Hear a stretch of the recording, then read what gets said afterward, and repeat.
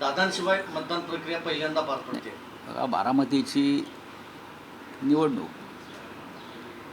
ही भावनाशील आणि वैशिष्ट्यपूर्ण आहे.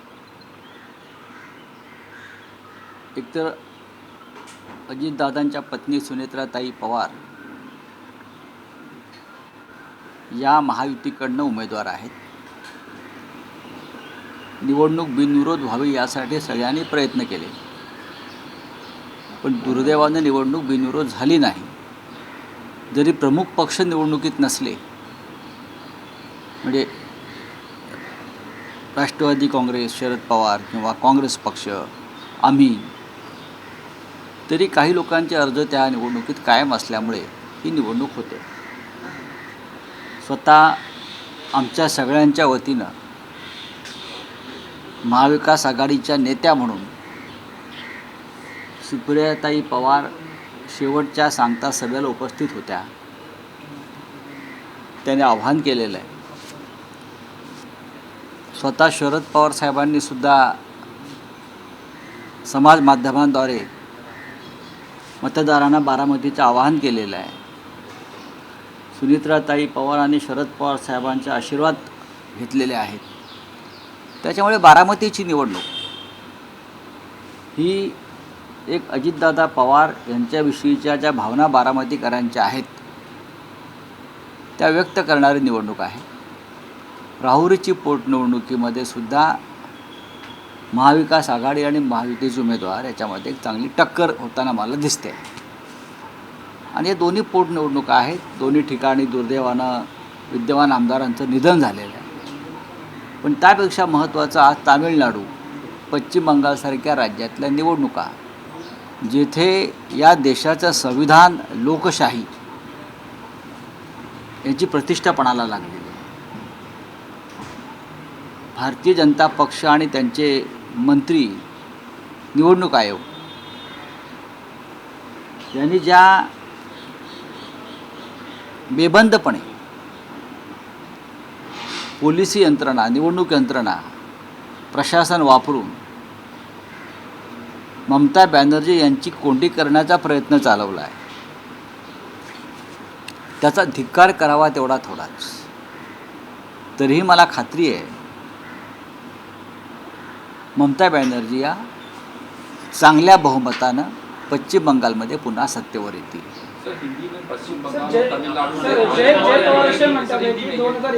आप बोलिए. पश्चिम बंगाल और तमिलनाडु में आज चुनाव है. देखिए, ये दोनों चुनाव आज हो रहा है, ये बहुत ही देश के लोकतंत्र के लिए, संविधान के लिए, जनता के जो अधिकार है वो अधिकार की रक्षा के लिए बहुत महत्वपूर्ण है. जिस तरह से भारतीय जनता पार्टी और उनकी केंद्र की सरकार ने पश्चिम बंगाल में एक तरह की गुंडागर्दी में बोलूँगा, वो भी गवर्नमेंट सिस्टम को हाथ में लेकर, चाहे अर्ध पुलिस दल हो, चाहे पुलिस हो, चाहे पैरामिलिट्री फोर्स हो, हज़ारों कंपनियां को, हज़ारों जवानों को पश्चिम बंगाल में उतरा है. मुझे तो लगता है कि पश्चिम बंगाल में वोटर्स कम और पुलिस ज़्यादा हो गए हैं. क्या क्या नहीं किया आपने. चुनाव आयोग, लगभग पूरा चुनाव आयोग भारतीय जनता पार्टी में शामिल कर लिया है. चुनाव आयोग के दफ्तर पर बीजेपी का झंडा मुझे दिख रहा है. सब जगह पर ममता दीदी की हर कोशिश की गई कि ममता दीदी ये चुनाव न लड़े, हार जाए. हम उनको हराएंगे, लेकिन ये मुमकिन नहीं है. पश्चिम बंगाल की जनता ममता दीदी के साथ है, तृणमूल कांग्रेस के साथ है. भारतीय जनता पार्टी और उनकी सरकारें चाहे कितनी भी कोशिश करें, मुझे तो पूरा विश्वास है तमिलनाडु में स्टालिन जी और पश्चिम बंगाल में ममता दीदी पूरे बहुमत से फिर एक बार सत्ता पर आ रहे हैं. अलग अलग मुद्दे उठाए जा रहे हैं. अमित शाह की तरफ से कहा जा रहा है कि महिलाएं रात में स्कूटी लेके घूम सकती हैं. कहाँ? पश्चिम बंगाल में जब बीजेपी आ जाएगी वो अभी क्या घूमने रही है क्या? और मच्छी खाने को लेके, मांस खाने को लेके मुद्दा उठाया जा रहा है। सब कुछ कहाँ भी जो चाहे खा सकते हैं। पश्चिम बंगाल में कोई किसी के बंधन नहीं है। मैंने देखा है, हम जाते हैं पश्चिम बंगाल में, अमित शाह चुनाव आते हैं तो जाते हैं, लेकिन पूरा देश कलकत्ता में जाता है, पश्चिम बंगाल में जाता आता रहता है, मुंबई के लोग जाते हैं, लोग बहुत खुश है वहाँ।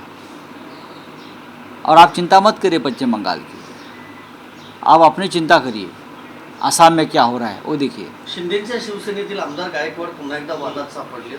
कॉम्रेड पानसरे यांचं पुस्तक होतं शिवाजी कोण होता, त्याचा प्रकाशक आहे प्रशांत आंबी कोल्हापूरचा, त्याला थेट धमकी दिलेली आहे गायकवाडांनी आणि गायकवाड ठाम आहे, पुस्तकाच्या नावावर आक्षेप आहे म्हणतात। माझ्याकडे त्याविषयी माहिती नाही आहे, हे त्यांचे विषय आहेत, लॉ अँड ऑर्डरचे, ते बघतील। जय पवार असं म्हणत आहे की 2029 मध्ये बारामतीमध्ये निवडणूक लढवायची लोकांची इच्छा आहे। मला माहीत नाही। राऊत साहेब, ज्या महिलेनं त्या मोर्चामध्ये संताप व्यक्त केला, सर्व स्तरातून कौतुकही होत आहे, पण काल गिरीश महाजनांचं म्हणणं होतं की स्वाभाविक आहे, लोकांची अडचण होते, पण जी पद्धत, जी भाषा वापरली गेली ती योग्य नव्हती आणि ज्या पद्धतीने जी बाटली भिरकावली गेली ते योग्य नव्हतं, हा एक विषय। आणि जे आयोजक आहेत त्यांच्यावरही गुन्हा नोंदवला गेला। मोर्चाचे आयोजक मोर्चाचे आयोजक काय काँग्रेस पक्ष होता की काय ते मुस्लिम लीगवाले होते? तुम्हीच होतात ना। मोर्चाचे आयोजक तुम्हीच होतात, स्वतः विरोधात गुन्हा दाखल करताय। माफी मागा महाराष्ट्राची। एक तर तुम्ही खोटं बोलताय, खोटं बोलून मोर्चा काढलाय, महिलांना गुमराह करताय, महिलांना भ्रमित करताय। महिला आरक्षणाचा कोणत्या विषय नसताना महिला आरक्षणाच्या नावाखाली आपण मोर्चा काढताय, रस्ते बंद करताय, लोकांना अडचणी निर्माण करताय। ठीक आहे, एक महिलेचा संताप जो आहे ती एक महिला नसून या राज्यातल्या शेकडो महिलांची प्रतिनिधी म्हणून तिने संताप व्यक्त केला। या संतापामागचं कारण आणि भावना समजून घेतला पाहिजे। पोलीस म्हणतात कारवाई करू आम्ही कोणावर? मोर्चेकरांवर। कधी करणार? एव्हाना आमच्यावरती कारवाई केली असती। त्या मोर्चामध्ये अनेक मंत्री उपस्थित होते, आमदार उपस्थित होते, काय कारवाई करणार? मोर्चाला परवानगी तुम्ही का दिलीत? आम्हाला देता का? आम्हाला तुमचे उंबरटे 100 वेळा झिजवावे लागतात परवानगीसाठी। मग पोलीस आयुक्तांकडे मिटिंग होईल, मग पोलीस आयुक्तांची मिटिंग, मग गृह खात्याला विचारतील, मग गृह खातं मुख्यमंत्र्यांची परवानगी घेईल, मग मुंबईत असल्यामुळे मग नगरविकास खात्याची परवानगी लागेल का? मग असा तो कागद फिरतो, मग पुन्हा महापालिकेकडे कागद येणार। पण इथे 24 तासात मोर्चाला परवानगी मिळाली ना। राऊत साहेब, ड्रग्ज नेस्को प्रकरणात काल मुंबई पोलीस आयुक्तांनी पत्रकार परिषद घेतली। झालेला प्रकार गंभीर आहे, जी काही कारवाई केली आहे त्याची माहिती दिली, पण आता असे जे कार्यक्रम आहेत पूर्व परवानगीशिवाय, म्हणजे आधीच खबरदारी आणि अनेक परवानग्यांमधून अशा कार्यक्रमांना, अनेक नियमांमधून, अनेक विषय तो नाही। विषय इतकाच आहे की मुंबईसह महाराष्ट्रामध्ये इतक्या मोठ्या प्रमाणात ड्रग्ज येते कुठून? मुंबई हे ड्रग्जची राजधानी का होताना दिसते आहे? नाशिक का होताना दिसते आहे? पुण्यामध्ये ड्रग्ज का सापडत आहे? नागपूरला का सापडत आहे? सातारच्या दरे गावाजवळ इतक्या मोठ्या प्रमाणात ड्रग्जचा कारखाना कोणी निर्माण केला? मुख्य विषय हा आहे।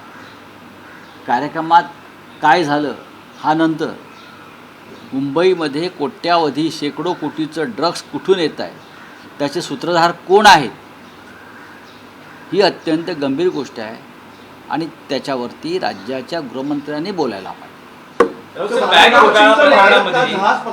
पवार आणि तनपुरे यांना क्लीन चिट दिली गेलेली आहे, ईडीनं ती फाईल बंद केलेली आहे। 25,000 कोटींचा घोटाळा होता। कसले संकेत मानायचे? हे संकेत असे आहेत की त्या केसमध्ये सुनेत्राताई पवारांचं पण नाव होतं ना। मग त्यांना जर क्लीन चिट द्यायची असेल तर यांनाही द्यावी लागेल, साधा सोपा विषय आहे।